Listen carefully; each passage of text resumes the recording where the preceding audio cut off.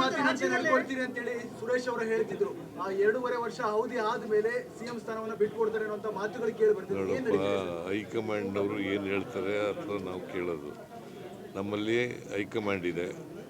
High command ತೀರ್ಮಾನ ಮಾಡಿದ್ರೆ ಏನು ನನ್ನನ್ನೇ ಮುಂದುವರಿಸಿ ಅಂತಂದ್ರೆ ಮುಂದುವರಿತೀವಿ. ಗೊತ್ತಾಯ್ತಾ? ಹೈಕಮಾಂಡ್ ಏನು ತೀರ್ಮಾನ ಮಾಡ್ತಾರೆ ಅಂತಿಮವಾಗಿ ಹೈಕಮಾಂಡ್ ನಾನು ಒಪ್ಕೋಬೇಕು, ಡಿ.ಕೆ. ಶಿವಕುಮಾರ್ ಒಪ್ಕೋಬೇಕು.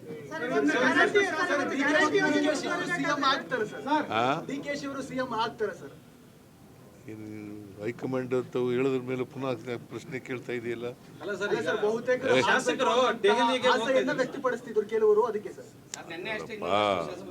ಅಲ್ಟಿಮೇಟ್ಲಿ ಹೈಕಮಾಂಡು ನಾನು 4-5 ತಿಂಗಳ ಹಿಂದೆ ರೀಸಫಲ್ ಮಾಡಲಿಕ್ಕೆ ಹೋಗಿದ್ದೆ.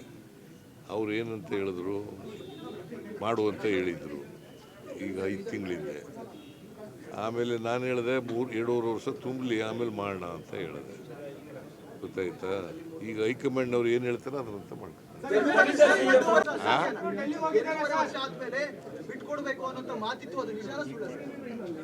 ನೋಡಪ್ಪ, ಹೈಕಮಾಂಡ್ನವರು ಏನು ತೀರ್ಮಾನ ಮಾಡ್ತಾರೆ ಅದರಂತೆ ನಡ್ತಾರೆ.